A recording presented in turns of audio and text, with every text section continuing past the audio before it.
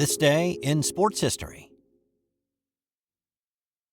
And welcome back into another edition of This Day in Sports History. It's February 13th, and on this day, we had sheet metal flying in Daytona. A U.S. speed skater was putting a little pedal to his metal on the ice. And the East Germans got caught putting a little too much heat into their metal. Those stories plus a few more and a non-sports fun fact at the end about two strange kids who emerged from the corn in 12th century England. I'll get started right after this. Hey, real quick, you've heard me talk a lot about the Sterling Soap Company over the past few months, and if you haven't tried out their soaps, I get it. It's not easy changing up your routine. But let me just say, if you give them a try, I'm nearly 100% certain you will have zero regrets. They carry not only bar soap, but shave soap, liquid body soap, body lotions, beard balm, lip balm, and a lot more. Plus, there are myriad scents to choose from. Their products are made with natural ingredients and scented oils, and they are committed to being environmentally conscious. And I always get a handwritten note on my packing slip, so I know it's been checked before shipping, and it's a nice little human touch in a world that seems to be going away from that. Give Sterling Soap a try today at sterlingsoap.com. Let's kick off today's episode in 1960, when it was the most spectacular wreck ever in NASCAR history.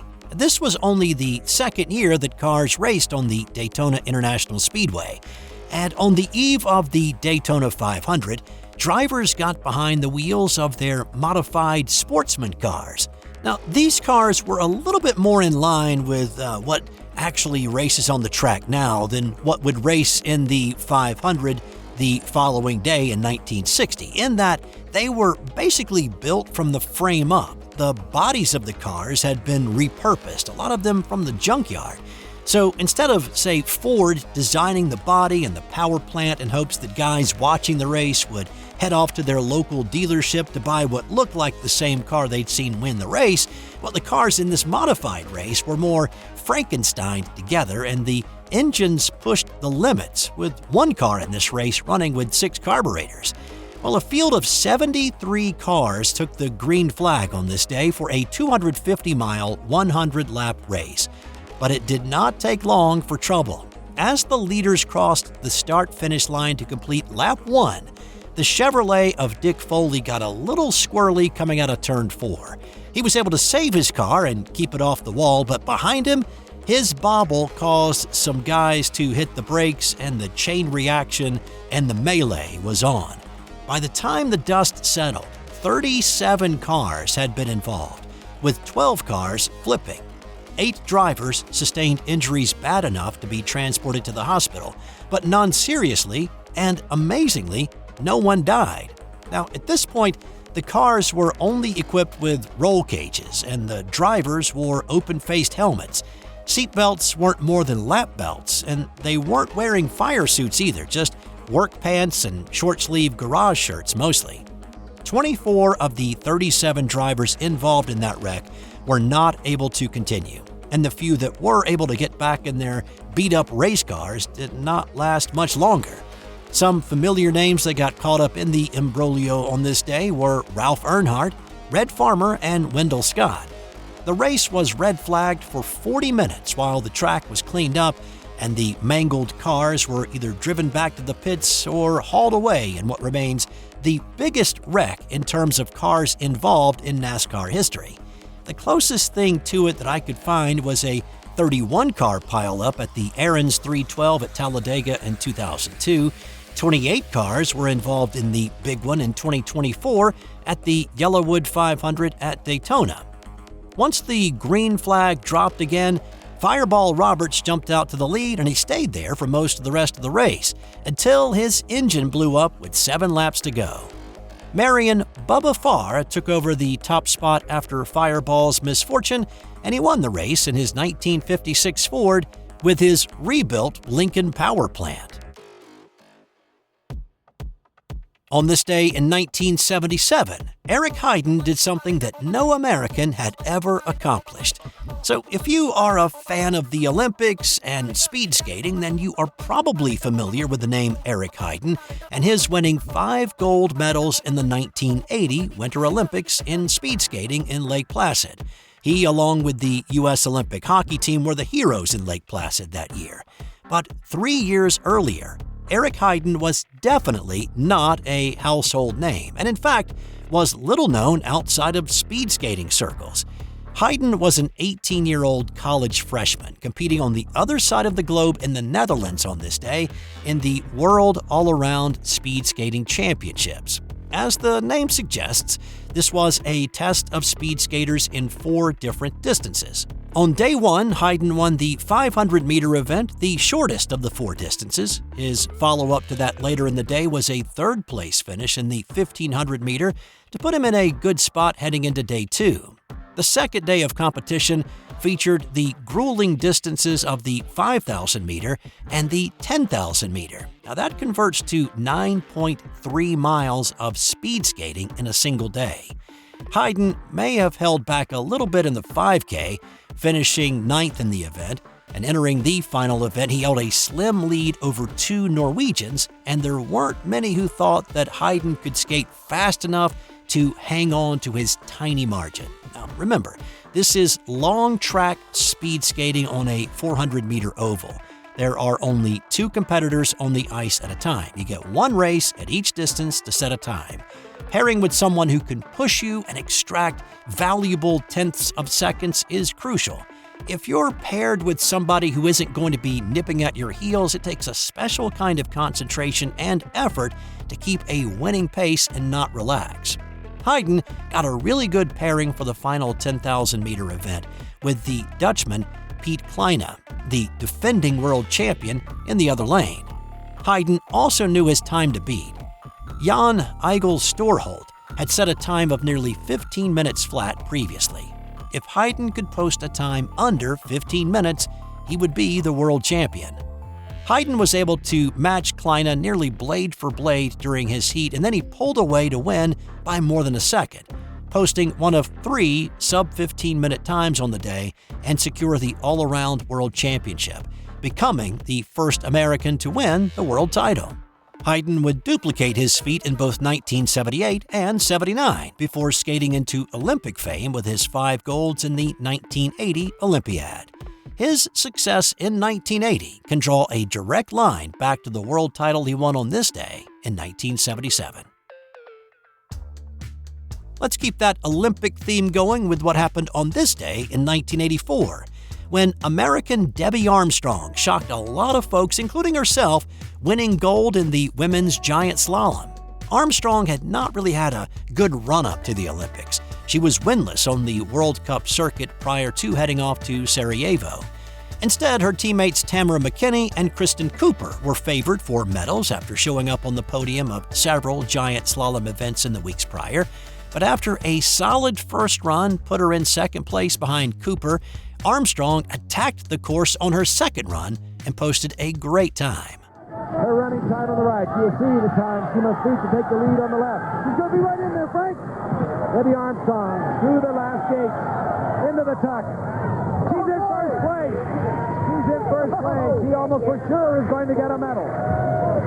Debbie Armstrong. What a run. Oh, what a run. Cooper faltered a few minutes later in her second run and finished a half-second behind Armstrong to finish second. It was the first time that a pair of Americans won gold and silver in an Olympic alpine event. On this day in 1968, the finals of the women's luge event at the Winter Olympics concluded with the East Germans finishing first, second, and fourth. But an official accused the East German lugers of cheating by heating the runners on their sled, which would make them faster. All 3 women were disqualified. The East Germans denied any wrongdoing and said it was a Western capitalist plot. And the thing is, they may have been right. A Stasi document uncovered in 2006 revealed that the official who made the call to disqualify the women allegedly had been bribed by both West German and Austrian officials. On this day in 1964, Chicago Cubs second baseman Ken Hubbs was killed in a plane crash. By all accounts of those who played with him, knew him, or watched him, Ken Hubbs was on his way to greatness, with some saying if he'd lived past this day in '64, Hubbs would have eventually been enshrined in Cooperstown. As a Little Leaguer in Colton, California, he led his team to the Little League World Series final before a 7-5 loss to a team from Schenectady, New York, ended their dream. Out of high school, he had offers to play football, specifically from Notre Dame, but Hubbs loved baseball, and he decided to sign with the Cubs in 1959. He moved up quickly in the Cubs minor league system, and on September 10, 1961, he made his major league debut at second base. In his debut, he had 2 hits and an RBI in 3 at-bats. By the start of the 1962 season, he was the starter at second, and he ended up winning the National League Rookie of the Year award and became the first rookie to win a Gold Glove as the best fielding player in the National League at his position. The thing about being in the major leagues, though, is that you fly to a variety of cities. The Dodgers and the Giants had already moved to California, so there was a lot of flying from the Midwest to the West Coast to the Deep South to the East Coast. Here's the thing, Ken Hubbs was terrified of flying. But instead of giving into his fear, he decided to face it head on, and he took flying lessons, and by the early part of 1964, he had his pilot's license. On February 12th, Hubbs and his good friend Denny Doyle decided to surprise Doyle's wife in Provo, Utah, and flew from California to Provo. Doyle's wife had given birth to their first child a few weeks before. On this day in 1964, Hubbs and Doyle needed to fly back to California. No official flight plan was filed, but Hubbs did tell airport folks that he was heading to Colton in his Cessna 172. They took off in clear conditions from the Provo airport, but not too far in the distance, a snowstorm blew in.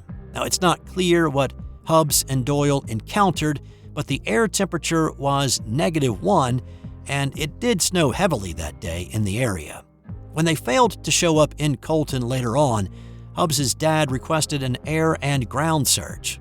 2 days later, the wreckage of the plane and the remains of Hubbs and Doyle were found about 3 miles from the Provo airport on a frozen lake. Doyle, the new father, was 23. Hubbs, the rising Chicago Cubs star, was dead at the age of 22. His Cubs teammate and good friend Ron Santo reflected on their friendship in the aftermath. We would talk religion a lot, me being Catholic, him being a Mormon, and we had our views. Of course, Kenny was trying to convert me all the time, which made it tough. But we both believed in the same thing, and I recall the one trip from Houston to San Francisco, which was a long trip, and we talked about life after death. We both believe the same way. When somebody dies, it's life after death. And Kenny just made one statement, I recall, that he said that, but after you die, the person that dies is very happy, but the people on earth will miss him, and which is very true, and which I have found. And on this day in 1954, Furman's Frank Selvy scored 100 points in a basketball game. Selvy hit 41 of 66 shots on the night, and of course this was long before the three-point shot was a thing. He also hit 18 of 22 free throws. 4,000 people jammed into Textile Hall in Greenville to watch the game, while many others watched on television. It was the first live television broadcast of a basketball game that had been done in South Carolina. Selvy gave the crowd everything that they wanted. They were playing quarters in men's basketball at this point, and after 3 quarters, Selvy had 63 points. He poured in 37 in the final 10 minutes, hitting a 40-foot rainbow with just seconds to go to give him triple digits. And time now for today's That's Got Nothing to Do with Sports fun fact. One day during the reign of King Stephen in England, 2 strange-looking children, a boy and a girl, showed up in the town of Suffolk. They were unusual because they had green skin and they were dressed in odd-colored clothing made of an unknown material. They became known as the Green Children of Woolpit and would only eat raw beans when offered food. Over time, they turned more Caucasian, and they learned English, speaking about their home as one where the sun never rises or sets. Now, were these kids simply undernourished when they were found, or were they, as some have speculated, aliens orphaned on Earth in the English countryside? Speculation has continued over the 500 years, but no definitive idea of who these kids were has ever come to light. King Stephen? More like Stephen King, am I right? That's all I've got for you today. Come on back tomorrow for another edition of This Day in Sports History.